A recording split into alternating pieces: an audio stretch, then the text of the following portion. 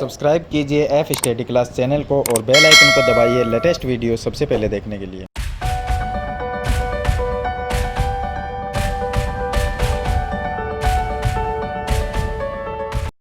Hello students, आज हम इस वीडियो में कक्षा 8 की प्रश्नावली 6.3 के क्वेश्चन को सरल करेंगे। पीछे वाली वीडियो में मैंने आपको बताया था प्रश्नावली 6.2 के क्वेश्चन। तो चलिए इनको हम सरल करते हैं। तो वीडियो को लाइक कर लीजिए और चैनल को सब्सक्राइब कर दीजिए। तो यहाँ पर क्वेश्चन नंबर 1 है। इसमें दिया गया है कि निम्नलिखित संख्याओं के वर्गमूल ज्ञात करने में इकाई अंक की क्या संभावना है। यानी कि अगर हम इस संख्या का वर्गमूल ज्ञात करते हैं तो वर्गमूल में इकाई का अंक क्या होगा वो हमें बताना है, यानी कि संभावना बतानी है क्या हो सकता है। अब वर्गमूल क्या होता है, वर्ग क्या होता है, ये एक बार मैं फिर से आपको बता देता हूं। देखिए हमारे पास में मान लीजिए 3 है। 3 का अगर हमें वर्ग करना है तो हम ऊपर इसके 2 लगाते हैं, यानी कि इसको स्क्वायर कहते हैं हम। 3 का स्क्वायर यानी 3 का वर्ग करना, तो इसको हम 3 गुणा 3 लिखते हैं। 3 को 3 से गुणा किया, उत्तर आया 9। 3 क्या है, 3 का हमने वर्ग किया है तो उत्तर आया 9। वर्ग करने पर 9 आया, तो 3 तो है वर्गमूल। 9 का वर्गमूल क्या है, 3 है। तो अगर हम 9 का वर्गमूल ज्ञात करते हैं तो कितना आएगा, 3 आएगा, और 3 का वर्ग करते हैं तो 9 आएगा। इसी तरह से दूसरी संख्या लेते हैं, चलिए 4। 4 का अगर वर्ग करते हैं तो 4 को 4 से गुणा करेंगे, कितना आएगा, 16 आएगा।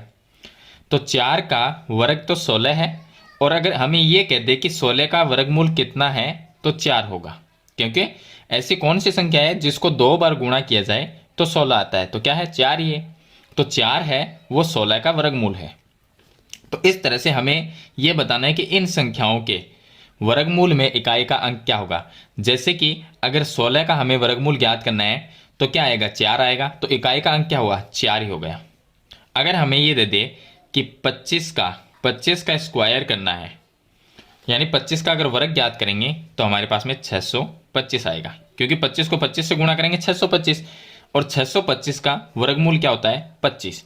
अब हमें यह कह दे कि 625 का वर्गमूल में इकाई का अंक क्या है, तो हम ये कहेंगे कि 625 का वर्गमूल करते हैं तो उत्तर आता है 25, यानी वर्गमूल कितना आता है, 25, और 25 में इकाई का अंक क्या है, 5। ये जो 5 है वो इकाई का अंक है।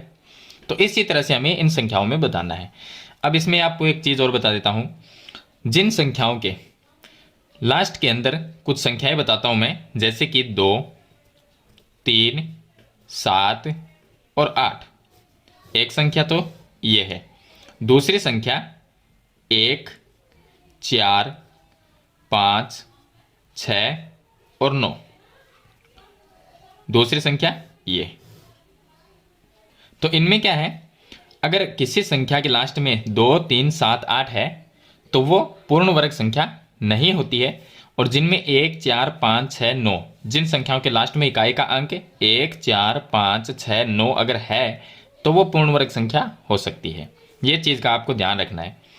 चलिए हम यहाँ से इसको बताते हैं कि इसका इकाई का अंक अगर वर्गमूल ज्ञात करें तो देखिए इसका हम वर्गमूल अगर ज्ञात करते हैं तो इसके इकाई का अंक संभावना बता देता हूँ मैं क्या होगी। तो देखिए इसके ये देखना आपको कि लास्ट में क्या है, इसमें 1 है, 9801। लास्ट का इकाई का अंक यहाँ पर 1 है, तो 1 कौन सी संख्या के गुणा करने से आता है, पहले तो ये देखना है कि ऐसी कौन सी संख्या है जो दोनों सेम भी हो और गुणा करने से 1 आए। या तो हम 1 गुणा 1, 1 को 1 से गुणा करते हैं तब 1 आता है, या उसके बाद में 9 को, चलिए मैं आपको सभी बता दें कि 2 × 2 क्या होगा, 4 होगा, 3 × 3 9, 4 × 4 16, 5 को 5 से गुणा करते हैं तो आता है 25, और 6 को 6 से गुणा करते हैं तो 36 आएगा, 7 गुणा 7 49 हो जाएगा, 8 गुणा 8 64 हो जाएगा, और 9 गुणा 9 81 हो जाएगा। ये मैंने सभी संख्याएं लिखी है। तो अब हम ये देख सकते हैं कि इसका इकाई का अंक 1 है, तो कौन सी संख्या के गुणा करने से इकाई का अंक 1 आ रहा है। या तो 1 को 1 से गुणा करें तब 1 आता है, या इनमें से देखिए किसके लास्ट में 1 है, 81 के लास्ट का 1 है, यानी 9 को 9 से गुणा करते हैं तब 1 आता है। तो या तो इसका वर्गमूल में इकाई का अंक 1 हो सकता है या 9 हो सकता है, क्योंकि 9 को 9 से गुणा करेंगे तब 1 आएगा इकाई का अंक, या 1 को 1 से गुणा करेंगे तब इकाई का अंक 1 आएगा। तो हम लिख देंगे जो हमारा क्वेश्चन है कि 9801 में वर्गमूल में इकाई का अंक या तो 1 हो सकता है, यानी कि 1 को 1 से गुणा करेंगे तब 1 आएगा, या 9 को 9 से गुणा करेंगे तो 81 का 1 आएगा इकाई का अंक। तो या तो 1 हो सकता है या 9 हो सकता है। तो हम लिख अंक 1 या 9 हो सकता है या होगा, आप जो भी लिखिए। तो इस तरह से इसमें या तो 1 होगा या 9 होगा। तो हमें संभावना ही बतानी है इसकी। सेकंड क्वेश्चन में देखिए, सेकंड क्वेश्चन में हमें दिया गया है 99,856। इसमें इकाई का अंक क्या होगा, में वर्गमूल में इकाई का अंक के वर्गमूल में इकाई का अंक क्या हो सकता है। तो इसमें देखिए लास्ट का इकाई अंक क्या है, 6। अब 6 कहाँ से आएगा, देखिए इस साइड में देखेंगे। एक तो 6 यहाँ पर, 4 को 4 से गुणा करने पर 6 आ सकता है, या 6 को 6 से गुणा करने पर 36 आ सकता है। तो या तो 4 हो सकता है और या 6 हो सकता है। तो हम लिखेंगे 4 या 6 होगा, या तो 4 होगा या 6 होगा। इसी तरह से 3 नंबर क्वेश्चन यहाँ पर है 99,801, यह दिया गया है। तो इसमें भी इकाई का अंक 1 है। तो इकाई का अंक अगर 1 है तो इसके वर्गमूल में इकाई का अंक क्या होगा। तो वर्गमूल में इकाई का ये देखिए, एक कौन सी संख्या गुणा करने से आता है, या तो 1 से आता है या 9 से आता है। तो हम लिख देंगे, इसमें डॉट डॉट कर देता हूं मैं यहाँ पर, आप बीच में लिख सकते हैं कि इस संख्या के वर्गमूल में इकाई का अंक या तो 1 या 9 हो सकता है। चलिए 4 नंबर क्वेश्चन है।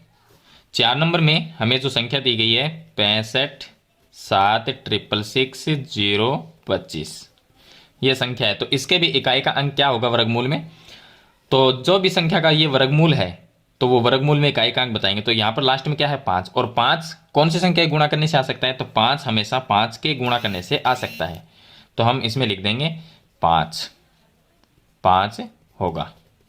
5 हमेशा 5 के गुणा करने से आता है। आप ट्राई कर लीजिए इस चीज़ को। जैसे कि 5 को 5 से गुणा करते हैं तो लास्ट 25 का लास्ट में भी 5 आएगा, और 5 किसी से भी नहीं आ सकता। ऐसी कोई संख्या नहीं है जिसके गुणा करने से 5 आता है। दोनों सेम होनी चाहिए संख्या, जैसे कि ये दोनों संख्या सेम है तो 5 को 5 से गुणा करते हैं तब 25 का 5 सकता है। बाकी किन संख्याओं में 5 नहीं है लास्ट में, तो वह 5 से ही आ सकता है। तो इसमें वर्गमूल में इकाई का अंक 5 हो सकता है, इसमें 1 या 9 हो सकता है, इस संख्या में 4 या 6 हो सकता है, और फर्स्ट जो क्वेश्चन है उसमें 1 या 9 हो सकता है। तो इसमें 4 ही पार्ट दिए गए थे, वो मैंने आपको बता दिए। चलिए इसके बाद में शुरू करते हैं क्वेश्चन नंबर 2। अब देखिए क्वेश्चन नंबर 2, इसने लिखा है कि गणना नहीं करनी, बिना गणना किए वह संख्या बताइए जो वास्तव में पूर्ण वर्ग संख्या नहीं है। तो पूर्ण वर्ग संख्या कौन सी नहीं होती, ये बिना गणना के हम कैसे पता कर सकते हैं। तो देखिए जिन संख्याओं में, मैं आपको बता देता हूं कि जिन संख्याओं का इकाई अंक 2, 3 और 7, 8, 2, 3, 7, 8 अगर ये है तो वो संख्या पूर्ण वर्ग संख्या नहीं होती है। यानी जिन संख्याओं में इकाई का अंक 2, 3, 7, 8 अगर ये है, इकाई अंक है, तो वह संख्या पूर्ण वर्ग संख्या नहीं होती। यह आपको ध्यान रखना है। यानी कि मैंने आपको क्वेश्चन नंबर 1 में भी बताया था, 2 चीजें बताइए। एक तो इस प्रकार की संख्या, अगर ये इनमें से कोई भी संख्या, किसी संख्या की लास्ट में इकाई का अंक है, यानी कि किसी भी संख्या में इकाई का अंक 2, 3, 7, 8 इनमें से कोई है, तो वो संख्या पूर्ण वर्ग संख्या नहीं होती। तो देखिए हम ये देखते हैं, इसके लास्ट में क्या है 3, तो इनमें 3 आ रहा है, यहाँ पर 3 है, इसमें अगर 3 है तो ये संख्या क्या है, पूर्ण वर्ग संख्या नहीं है। तो हमें यही बताना है कि पूर्ण वर्ग कौन सी और कौन सी नहीं है। तो इसमें देखिए पूर्ण वर्ग नहीं है, वो संख्या बता देंगे। इसके लास्ट में देखिए 7 आ रहा है जो इसमें है, तो ये भी पूर्ण वर्ग नहीं है। इसके लास्ट में 8 है, इसमें है, तो ये संख्या भी पूर्ण वर्ग नहीं है। इसमें 1 है, इसमें 1 नहीं है, तो ये संख्या पूर्ण वर्ग है। तो हमें वो बतानी है जो पूर्ण वर्ग नहीं है। तो 1 2 3 ये संख्याएं पूर्ण वर्ग नहीं है। तो इसका आंसर में लिख सकते हैं 1 2 और 3 ये पूर्ण वर्ग संख्या नहीं है। तो ये इसका आंसर में हम लिख देंगे। तो ये हो गया क्वेश्चन नंबर इसका 2, छोटा सा क्वेश्चन है। चलिए इसके बाद में शुरू करते हैं क्वेश्चन नंबर 3। अब देखिए इसका क्वेश्चन नंबर 3, इसमें लिखा है कि बार बार घटाने की विधि से, बार बार घटाना यानी कि घटाने का मतलब है इसमें जो हमें दिया गया है उसमें से संख्याओं को घटाना है और उससे हमें वर्गमूल ज्ञात करना है। बार बार घटाने की विधि से 100 और 169 का वर्गमूल ज्ञात कीजिए। तो हम 100 का वर्गमूल ज्ञात करेंगे और 169 का ज्ञात करेंगे। तो दोनों का वर्गमूल ज्ञात करने के लिए संख्याओं को इनमें से घटाना है। कौन से संख्या को घटाना है वो मैं आपको बता देता हूँ। तो जैसे कि 100 का अगर हमें वर्गमूल ज्ञात करना है तो इसमें से हम क्रमागत विषम संख्याओं को घटाएंगे। एक तो होती है सम संख्या और विषम संख्या। क्रमागत का मतलब होता है क्रम से आने वाली। अब देखिए मैं आपको एक छोटा सा एग्जाम्पल बता देता हूँ कि जैसे हमारे पास में देखिए 5 है, क्या है, एक विषम संख्या।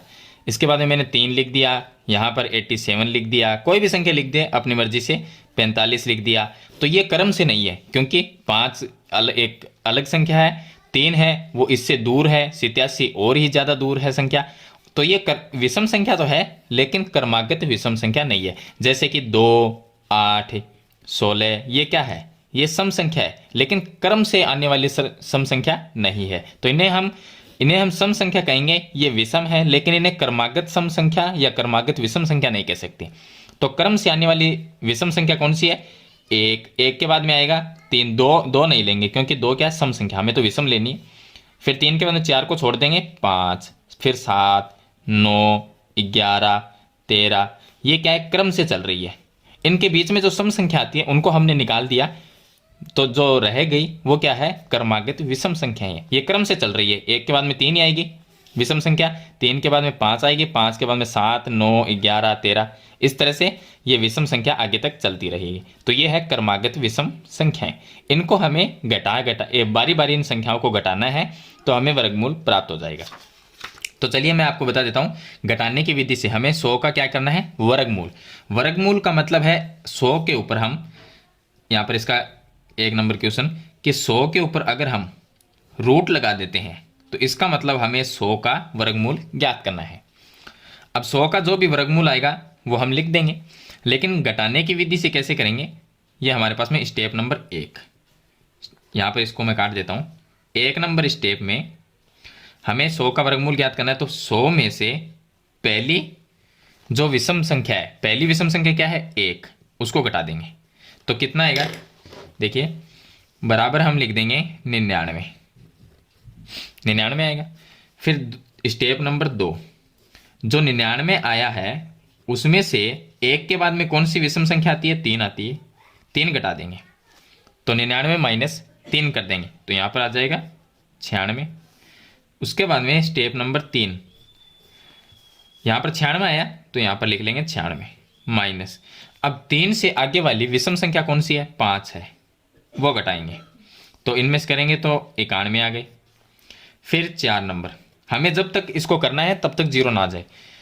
तो 4 नंबर में 91 जो आया है उसमें से माइनस कर देंगे। 5 के बाद में कौन सी संख्या आएगी, 7, तो 7 को माइनस कर देंगे तो यहाँ पर आ जाएंगे हमारे पास में 84।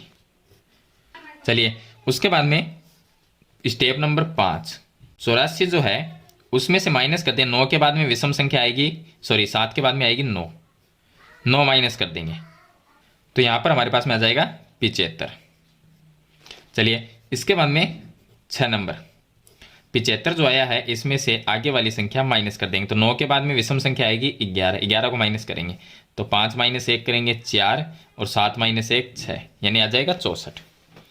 फिर उसके बाद में स्टेप नंबर 7, 6 के बाद में 7, ये जो 64 आया है उसमें से 11 के बाद में जो विषम संख्या आएगी 13 को माइनस कर देंगे। तो 4 में से 3 को माइनस किया 1, 6 माइनस 1 करेंगे तो 5, 51 आ गया। चलिए स्टेप नंबर 7 हो गया 8। 8 में जो 51 आया है उसमें से माइनस करना है, 13 के बाद में आएगी 15।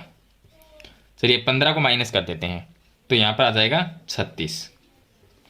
उसके बाद में स्टेप नंबर 9। अब जो 36 आया है उसमें से माइनस कर देंगे, 15 के बाद में क्या आएगा, 17 आएगा। विषम संख्या 17 ही होगी 15 के बाद में, तो ये माइनस कर देंगे, तो यहाँ पर आ जाएगा 19। उसके बाद में स्टेप नंबर जो 10 है उसमें हम 19 माइनस 17 के बाद में विषम संख्या आएगी 19, तो 19 माइनस 19 क्या आ गया, 0। जहाँ पर 0 आ जाएगा वहाँ पर हम इसको आगे इसका क्रम वो बंद कर देंगे माइनस करना। तो यहाँ पर देखिए कितने स्टेप में ये 0 आया, 10 स्टेप में। हमने 10 स्टेप करे हैं, इसके 10 स्टेप के अंदर ये 0 आया, तो 100 का जो वर्गमूल है वो कितना होगा, 10 होगा। तो 100 का वर्गमूल 10 ही होता है, हमें ये हम सब जानते हैं, लेकिन घटाने की विधि से हमें करना है, तो इस तरह से हम घटाएंगे।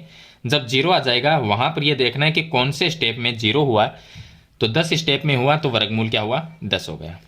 उसके बाद में 69। अगर 169 का हम वर्गमूल ज्ञात करेंगे तो घटाने की विधि से करेंगे। तो चलिए सबसे पहले हम 169 एक नंबर स्टेप में 169 माइनस 1 कर देंगे, क्योंकि पहली जो विषम संख्या घटाएंगे वो 1 ही है, तो यहाँ पर आ गया 168। स्टेप नंबर सेकंड में 168 जो आया है उसमें से माइनस कर देंगे, 1 के बाद में क्या आएगा, 3 आएगी विषम संख्या, 3 माइनस कर देंगे तो ये आ गया 165।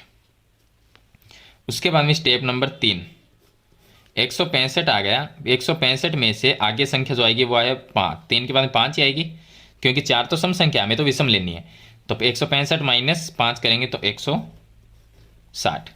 फिर स्टेप नंबर जो 4 है उसमें 160 में से माइनस कर देंगे, 5 के बाद में क्या आएगा, 7, तो यहाँ पर 153 आ जाएगा। उसके बाद में स्टेप नंबर 5 है, 153 जो है उसमें से माइनस कर देंगे, 7 के बाद में 9 आएगा, तो 9 को माइनस कर लेंगे, 144 आ जाएगा। उसके बाद में स्टेप नंबर 6 में 144 जो है उसमें से माइनस कर देंगे, 9 के बाद 11 आएगा, तो देखिए 4 माइनस 1 करेंगे तो 3, फिर 14 माइनस 1 करेंगे तो 13, 133। चलिए उसके बाद में स्टेप नंबर 7 है, 133 है उसमें से माइनस कर देंगे, 11 के बाद में आएगा 13, तो यहाँ पर आ जाएगा 120। इसके बाद में ये 7 हो गया। 7 के बाद में स्टेप नंबर 8, 120 आ गया। 120 में से माइनस कर दें, 13 के बाद में आएगा 15, तो पीछे आ गया 105 आ गया। उसके बाद में स्टेप नंबर जो 9 है, स्टेप नंबर 9 के अंदर 105 जो आया है उसमें से माइनस कर देंगे, 15 के बाद में क्या आएगा, 17 आएगा, तो 17 माइनस करेंगे तो यहाँ पर आ जाएगा 88। उसके बाद में स्टेप नंबर 10 में जो 88 है उसमें से माइनस कर दें, 17 के बाद में आगे संख्या आएगी 18, तो सम संख्या है 19 को माइनस करेंगे तो यहाँ पर आ जाएगा हमारे पास में 69। चलिए स्टेप नंबर 11।